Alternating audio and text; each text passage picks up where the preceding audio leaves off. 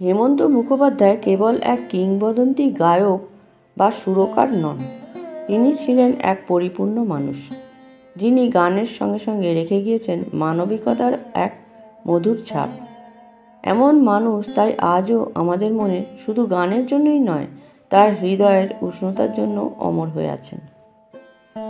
হেমন্ত মুখোপাধ্যায় যে সন্ধ্যা মুখোপাধ্যায়কে কতটা স্নেহ করতেন, একটা ঘটনার মধ্যে দিয়ে তার প্রমাণ পাওয়া যায়।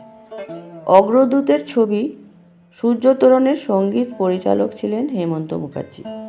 সেই ছবির গান রেকর্ডিং হচ্ছে, একটা গান হয়ে গিয়েছে, আর একটা গান বাকি। 2-3 দিন পরেই দ্বিতীয় গানটার রেকর্ডিং হবে। সন্ধ্যা মুখোপাধ্যায় হঠাৎ জ্বরে পড়ে গেলেন। খবর পেয়েই গায়িকা ঢাকুরিয়ার বাড়িতে চলে এলেন হেমন্ত মুখার্জি। তখনও সন্ধ্যা মুখোপাধ্যায়ের বিয়ে হয়নি। সন্ধ্যা মুখার্জি দোতলার ঘরে শুয়ে আছেন। হঠাৎ শুনতে পেলেন হেমন্ত মুখার্জি চেঁচিয়ে চেঁচিয়ে বলছেন, সন্ধ্যা, সন্ধ্যা। ঘরে ঢুকে বললেন, কিরে, জ্বর বাঁধিয়ে বসে আছিস? সন্ধ্যা মুখার্জি ওঠার চেষ্টা করতেই বললেন, থাক থাক, জ্বর গায়ে আর উঠিস না, চুপ করে শুয়ে থাক। হেমন্ত মুখার্জি তো খুব মজা করে কথা বলতেন। সন্ধ্যা মুখার্জির বাড়ি থেকে বেরিয়ে নিচে যখন গাড়িতে উঠছেন, একবার সন্ধ্যা মুখোপাধ্যায় ঘরের দিকে তাকালেন। নিচ থেকে তার ঘরটা দেখা যেত। জানলার পর্দাটা সরানো ছিল। সন্ধ্যা মুখার্জি তখন বার্লি খাচ্ছিলেন। হেমন্ত মুখার্জি হাসতে হাসতে বললেন, কিরে, বার্লি খাচ্ছিস? এই বলে উনি গাড়িতে উঠে গেলেন।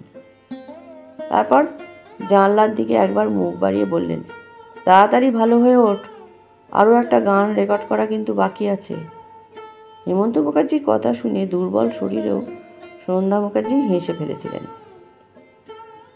হেমন্ত মুখোপাধ্যায়ের খুব সুন্দর ব্যবহার ছিল, আর মানুষ হিসেবেও তিনি ছিলেন স্বাভাবিক।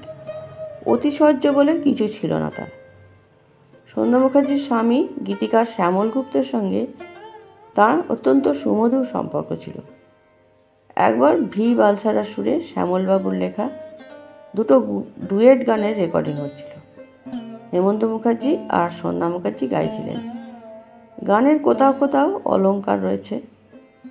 হেমন্তবাবু বালসারাজিকে বললেন, বালসারা, অলংকারের ওই জায়গাগুলো তুমি সন্ধ্যার জন্য রেখো, ওই জায়গাগুলো আমার ঠিক পোষাবে না, আমার জন্য একদম রেখো না।